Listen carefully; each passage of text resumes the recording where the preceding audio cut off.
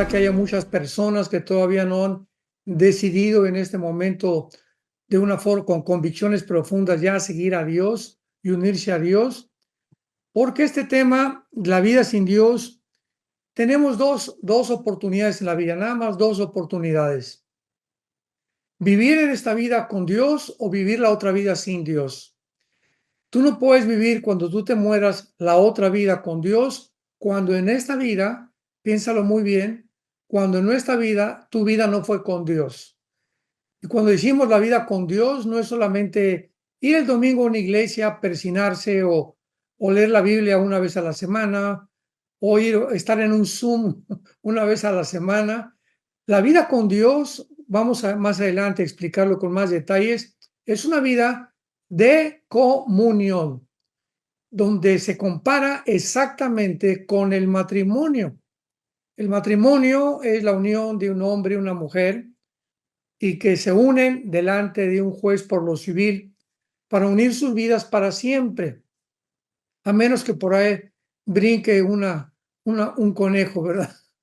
O que salga algo que impida que continúen viviendo lo que se llama matrimonios tóxicos. Bueno, pues en el matrimonio es importantísimo la comunión.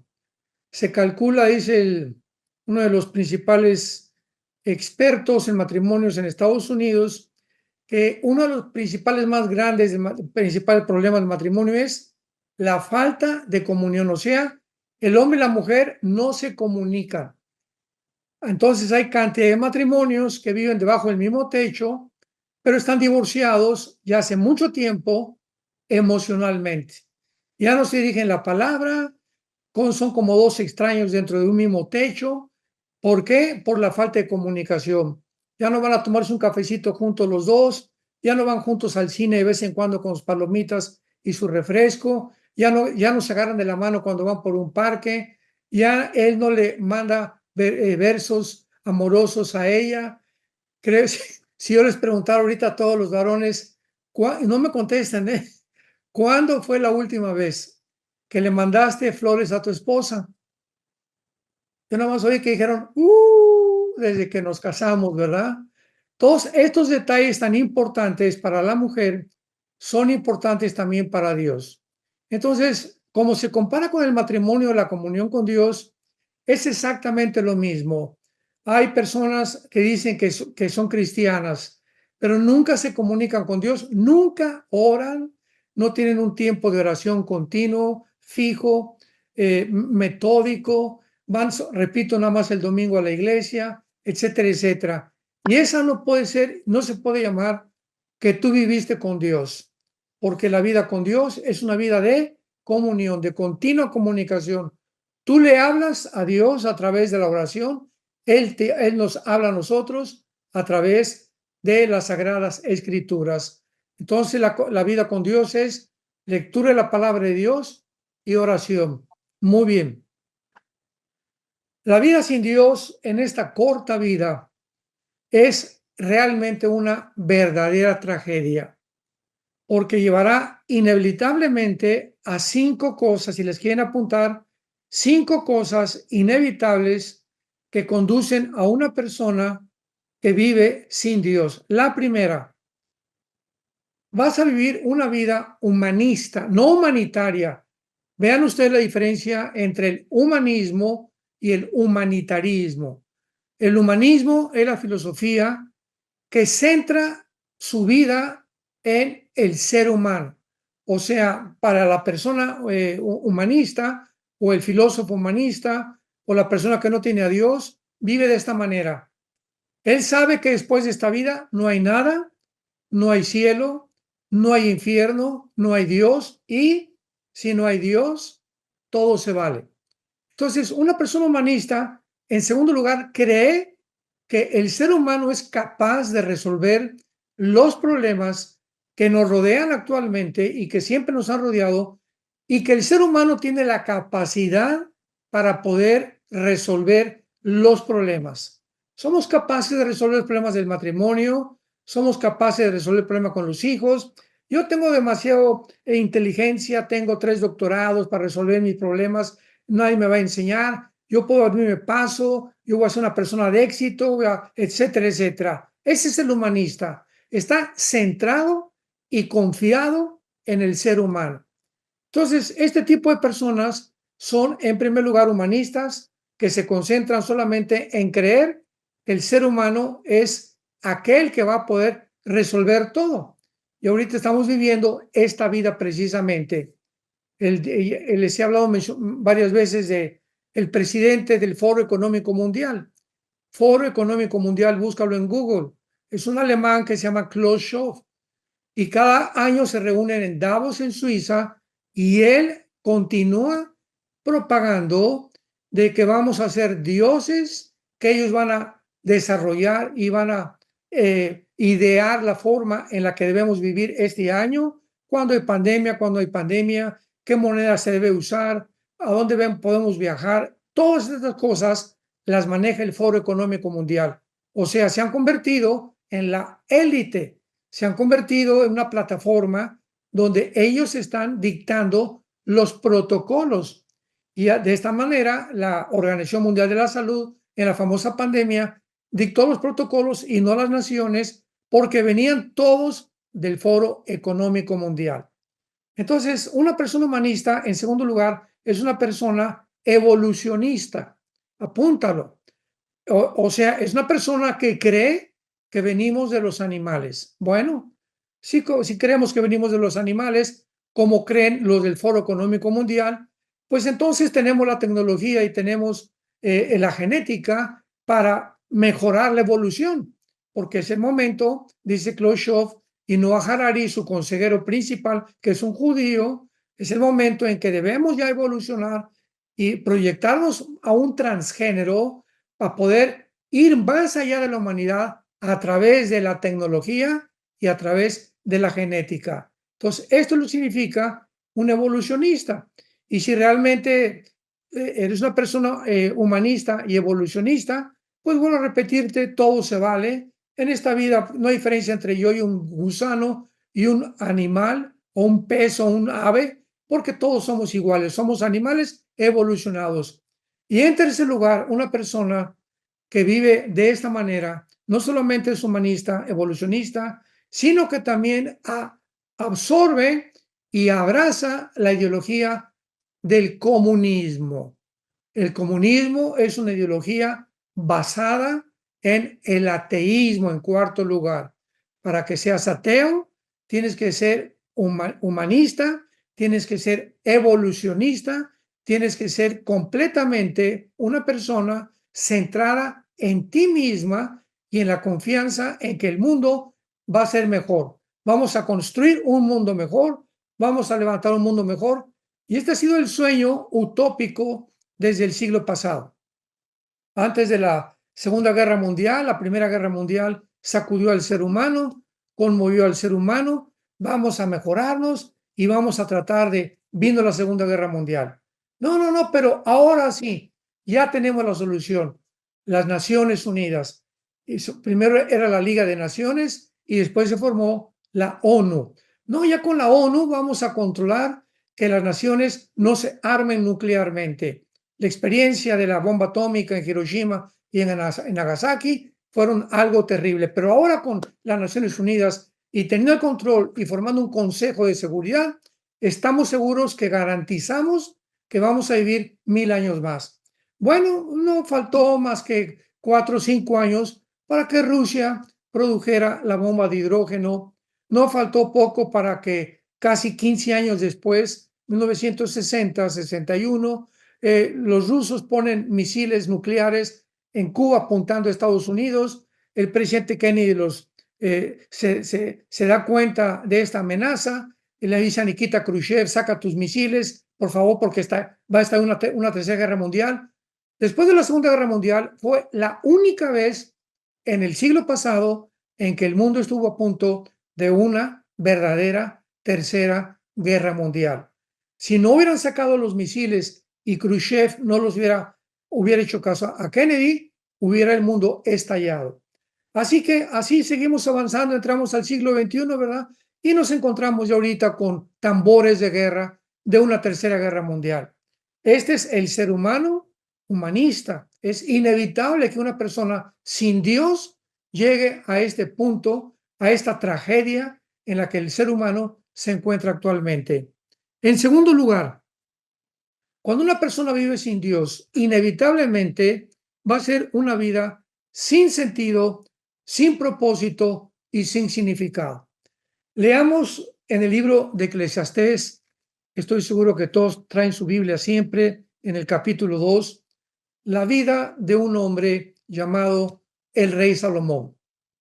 Salomón, Dios le permite, todos los ejemplos en la Biblia son para nuestra enseñanza, dice 1 Corintios 10. Las cosas que se escribieron antes, todas son para nuestra enseñanza. Aprendemos de Abraham, aprendemos de Jacob, aprendemos de Moisés, aprendemos de todos algo que Dios nos quiere enseñar, para que no atravesemos los problemas que ellos atravesaron. Entonces Salomón, Dios le permite durante casi 40 años vivir sin guerras, al contrario de su papá.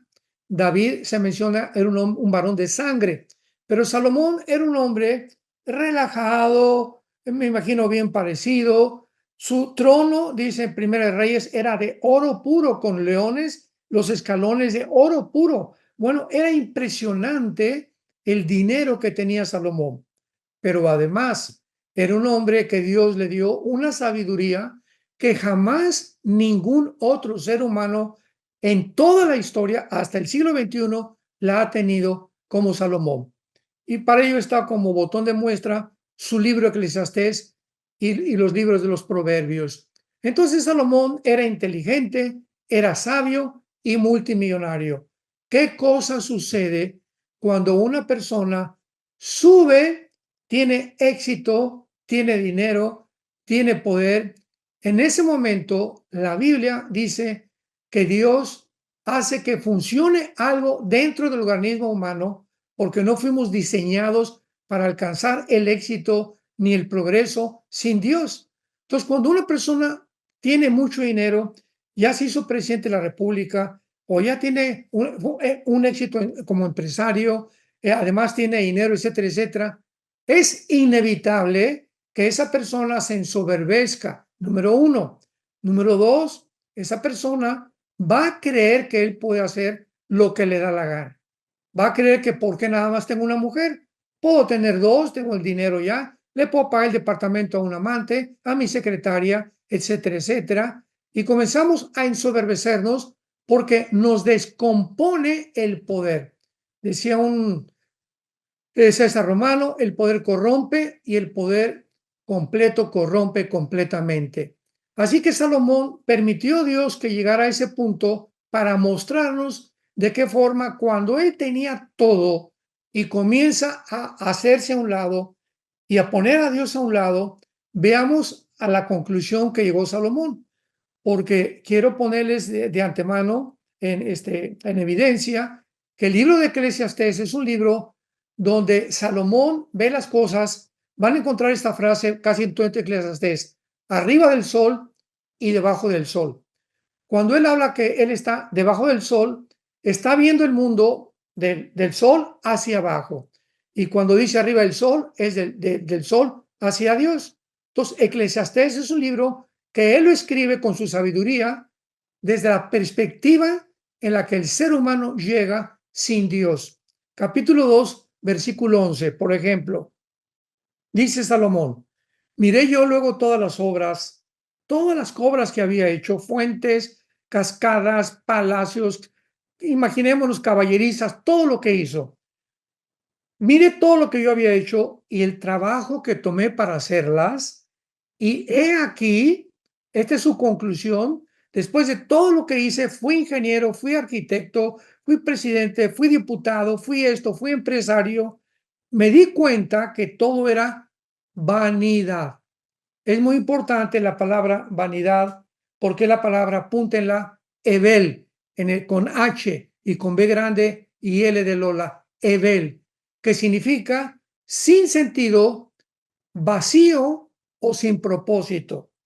Vamos a ver, vi que todo lo que yo había hecho era una vaciedad, porque a pesar de tener todo lo que hice y todo lo que yo era, seguía sintiéndome vacío. Y esta es una experiencia de artistas de cine, de cantantes, de políticos, etcétera, etcétera, que pueden estar rodeados de 10,000 personas, vivir en un palacio, tener todo lo que una persona pueda tener y al mismo tiempo sentirse completamente vacíos, con una soledad tremenda, por lo cual la mayoría se han suicidado. Elvis Presley, Michael Jackson, los Césares romanos, Alejandro el Magno, podemos enumerar una cantidad de ejemplos de personas que se sintieron de esta manera, que todo carecía de propósito y sentido. Porque para que algo tenga sentido, para que yo pueda sentirme realmente que no estoy vacío, tengo que tener una comunión con Dios. Porque veamos lo que dice en Eclesiastés capítulo 6, del 1 al 2. Eclesiastés 6, del 1 al 2. Hay un mal que he visto debajo del cielo y muy común entre los hombres. Escucha, el del hombre a quien Dios le da. Dios le da riquezas, bienes y honra, y nada le falta de todo lo que su alma desea. Aquí está un ejemplo de una persona que tiene todo lo que le da la gana. Pero, veamos este pero Dios no le da. O sea, le da todo lo que él quiere, pero no le da la facultad de disfrutar lo que tiene. Entonces, no es simplemente lo que tú tengas, porque si tú no tienes a Dios, no importa la cantidad de dinero, los logros que alcances, el nivel que alcances de éxito, de progreso, nunca lo vas a disfrutar. Porque para que disfrutemos Acapulco, para que disfrutemos la Riviera Maya, para que disfrutes a tus hijos, a nuestros nietos, para que disfrutemos una mañana que se levanta con sol, tenemos que tener a Dios, porque Él es el que nos da esa facultad de levantarnos en la mañana o de irme de vacaciones. Y hay personas, hombres de negocios, que se van a la Riviera Maya, se van a Acapulco, se van a Hawái y se llevan su computadora, se llevan todos sus papeles, o sea, en lugar de disfrutar el día con sus nietos, con sus hijos, ahí están con su trabajo, ¿verdad? Son huercalcólicos, como les llaman. O sea, no pueden dejar de estar completamente sumergidos en su trabajo. Cuando Dios nos dijo que podamos disfrutar por el amor de Dios a nuestros hijos. Vete con tu hijo alguna vez al cine a jugar fútbol, a jugar boliche. Disfruta a tus nietos, échatelos encima, juguetea con ellos. Pero no pueden hacer nada de esas cosas, no disfrutan la vida por vivir lejos de Dios. Y cuando lo tratan de hacer, lo hacen de una forma completamente falsa y errónea. Regresamos al capítulo 2 de Eclesiastés y veamos otro pensamiento de Salomón. Eclesiastés 2, versículo 11. Versículo, perdón, 15 ahora. Entonces dije yo en mi corazón, como sucederá al necio, me sucederá también a mí. ¿Para qué pues he trabajado hasta ahora por hacerme más sabio? Y dije en mi corazón que también esto era vanidad. Salomón llega ahora a concluir desde otra perspectiva. Bueno, pues ya he trabajado, no disfruté nada, no hay ningún sentido con lo que hice. Y además de todas estas cosas, tengo mucha sabiduría y he comprendido muchas cosas del mundo y soy muy inteligente, pero ¿cuál es el propósito por el cual yo he trabajado? O sea, he juntado de una forma análoga en el siglo XXI, pues dice una persona, pues ya tengo 10 millones de pesos, ya llegué a los 50 millones de pesos, 30 millones de pesos, ¿y qué? Y cuando tú te mueras, pregunta, es lo que Salomón nos trata de decir, cuando tú te mueras, compadre, ¿qué vas a hacer con ese dinero? ¿A quién se lo vas a dejar? Ah, pues he trabajado para mis hijos. Mira, si tú les dejas una casa a tus hijos y ese hijo no tiene a Jesucristo, va a ser la maldición, escucha, va a ser una maldición en lugar de una bendición, porque va a desparramar los bienes, lo vamos a ver más adelante, porque no va a saber cómo usarlos, porque no tiene a Dios. Pero si tú te mueres y no les dejas nada a tus hijos, pero les dejaste el testimonio de la vida de Jesucristo, te aseguraste en tu vida que pasaste el tiempo con ellos, les hablaste, dices el testimonio que realmente que Jesús es real, se convencieron tus hijos que Jesús es real por tu testimonio, por cómo te tratabas a su mamá, cómo los tratabas a ellos, cómo mirabas a las mujeres cuando andabas con ellos solo en las calles o en los centros comerciales. Y cuando tú te mueras, ese hijo está garantizado que nunca lo dejará Jesucristo, porque es la garantía más grande que le podemos dar a nuestros hijos, que podamos morir en paz sabiendo que ellos caminan con el Señor Jesucristo y no al contrario. Y es lo que dijo Salomón: ¿para qué he trabajado? ¿Para hacerme más sabio?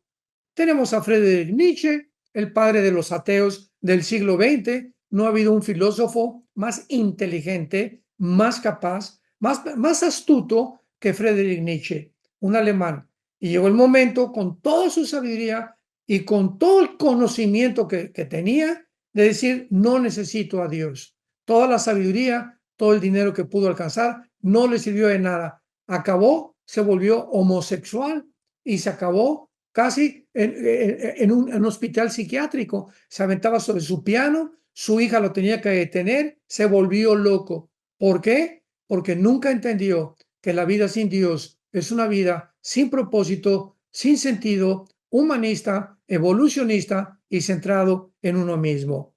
En tercer lugar, una vida sin Dios es una vida donde se ama al dinero sobre todas las cosas. Una persona que no tiene a Dios es una persona que ama el dinero y sus posesiones sobre todas las cosas.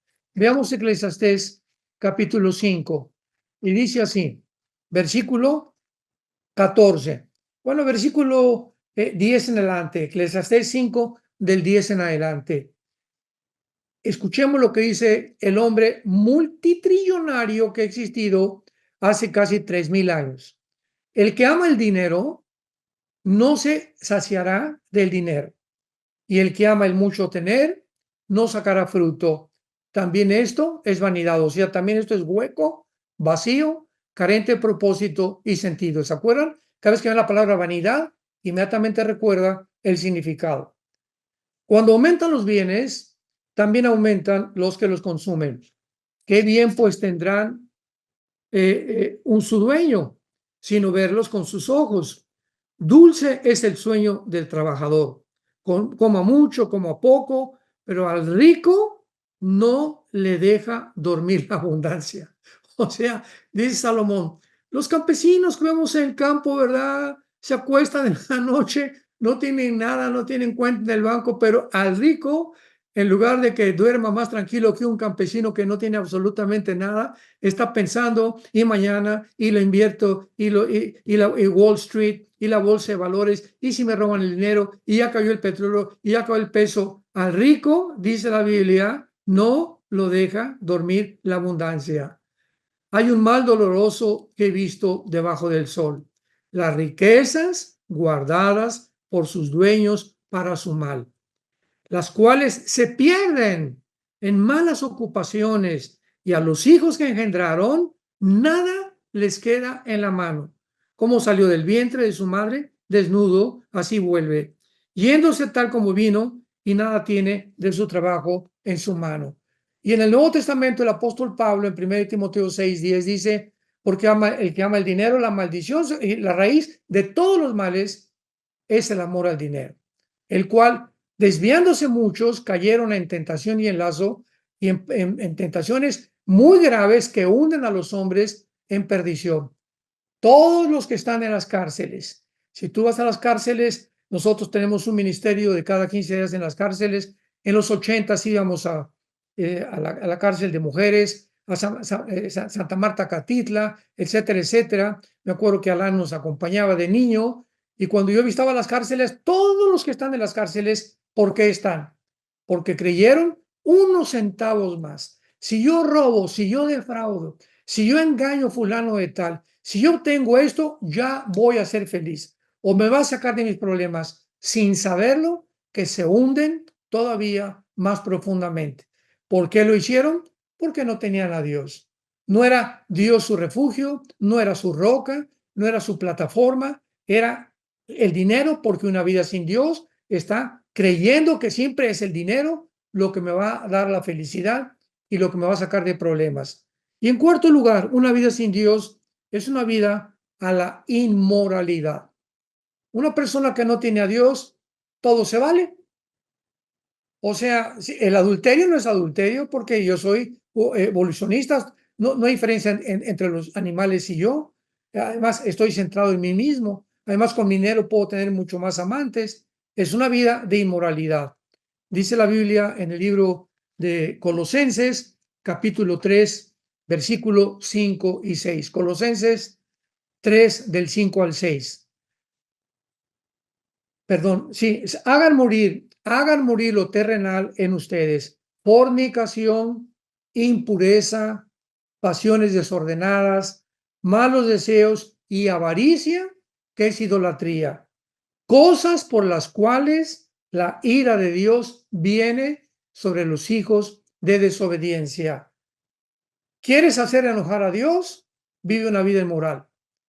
Si hay algo que hace enojar a Dios y comienza Dios a hacerte a un lado y comienza Dios a tratar de ya parar sus bendiciones en tu vida, ve pornografía.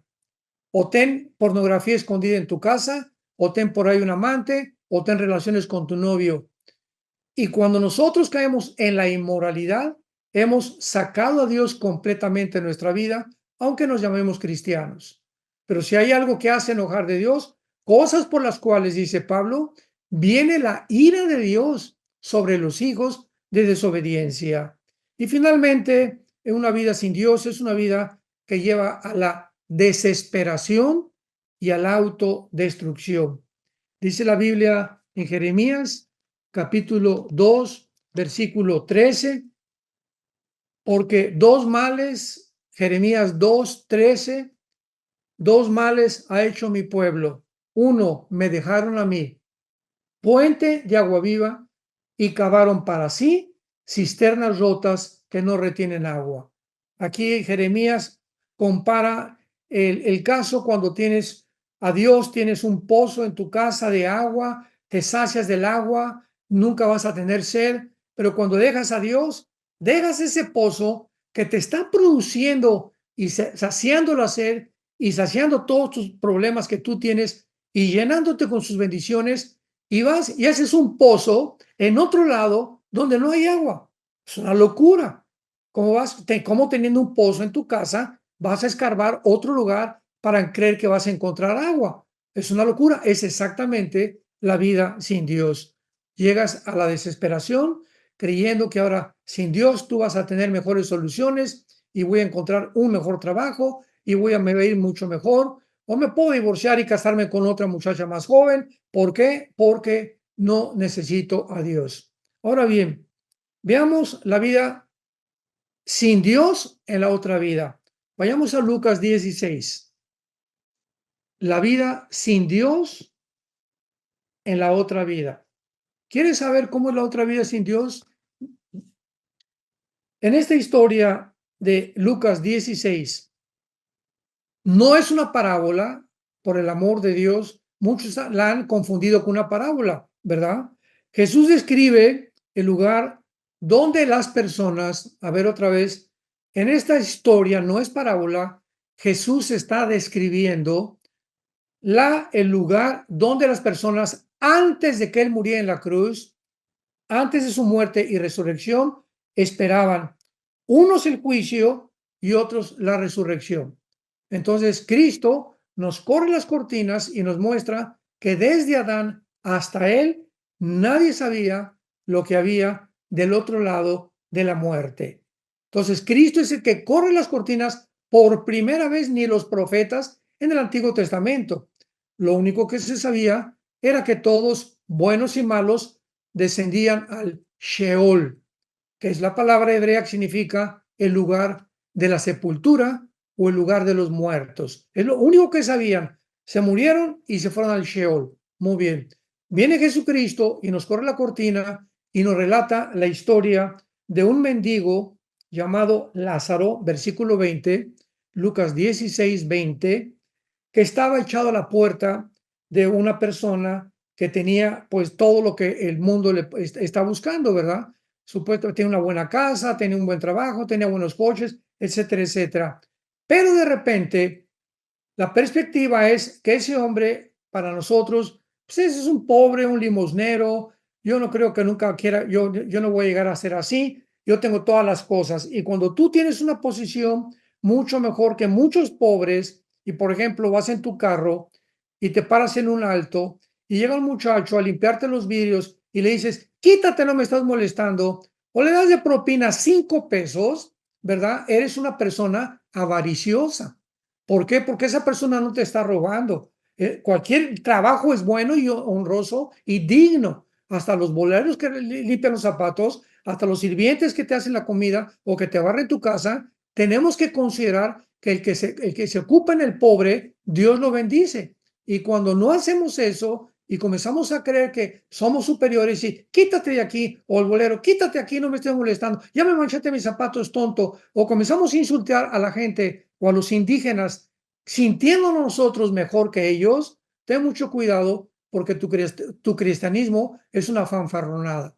Una persona que es cristiana es una persona que comienza a volverse misericordiosa y compasiva por los necesitados. Por el amor de Dios, ahorita en los altos, en los tráficos, en las calles, hay hasta malabaristas y no saben qué otra cosa hacer y comienzan a juntar con cosas y con bolos y aventarlos, etcétera, etcétera. Dales 10, 20, 30 pesos. O una señora pobre con 2 niñitos que están pidiendo, vendiendo chicles, por el amor de Dios, dale 50 pesos. ¿Cómo le das 3, 4, 5 pesos? Pero no son limosnas. Y cuando vivimos de esa manera, estamos ofendiendo a Dios gravemente. Bueno, pues algún día ellos van a morir y tú también vas a morir. Y mira lo que dice Jesucristo en el versículo 22. Aconteció que murió el mendigo, el limosnero, el pobre que no tenía nada, y fue llevado por los ángeles al seno de Abraham. Y murió también el rico y fue sepultado. Y en el Hades, aquí la palabra Hades es la transliteración de la palabra hebrea Sheol. O sea, cuando se tradujo la Biblia del hebreo al griego, esta versión se llamó la Septuaginta, la Septuaginta. Y cuando se tradujo el hebreo al griego, la palabra Sheol se tradujo en el griego Hades, que significa infierno. Entonces bajaron al infierno, estando en tormentos, dice la Biblia, y vio de lejos a Abraham y a Lázaro. Entonces aquí encontramos que el mendigo fue trasladado por los ángeles y el otro descendió al lado del infierno. Versículo 23. Comencemos a analizar rápidamente la vida sin Dios en el otro lado. Y en el Hades alzó los ojos estando en tormentos. Apúntalo, número 1. En la otra vida, las personas vamos a seguir mirando. Continuaremos teniendo vista. Pregunta, ¿qué acaso cuando te mueres, te mueren los gusanos o te entierran, no nos comen los gusanos los ojos y el cerebro y no quedan más que los puros huesos? Entonces, ¿cómo es posible que en la otra vida podamos seguir viendo? Porque Dios tiene, ¿verdad?, un cuerpo tanto para los que están en el infierno, como los que van al cielo, como lo vamos a ver.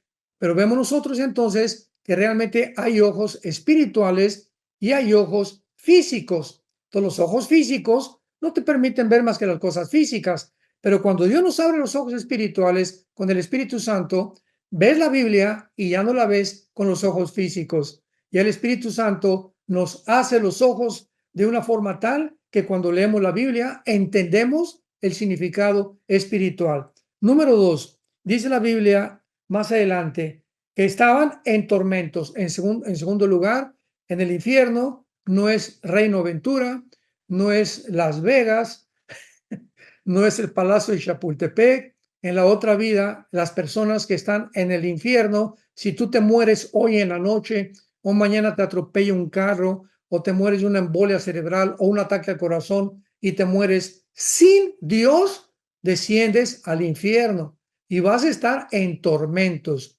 Dice el versículo 24. Entonces él dando voces. Número 3, dentro del infierno va a poder comunicarse las personas. En la otra vida nos vamos a poder comunicar, tanto los que están en el infierno como los que están, como lo vamos a ver ahorita, en el seno de Abraham. Experimentaban tormento y estaban esperando, en cuarto lugar, misericordia, cosa que jamás la volverán a tener. Cuando tú te mueras en ese momento, nunca, nunca, nunca, nunca más va a haber misericordia, ni amor, ni gracia para tu vida. Se acabó. La única oportunidad, la única, escucha esto, qué terrible es y qué grave y qué cosa, qué cosa más desagradable creer que puedes tú morir y puedes seguir disfrutando. Cuando es la única oportunidad, dice la Biblia, cuando oiga su voz,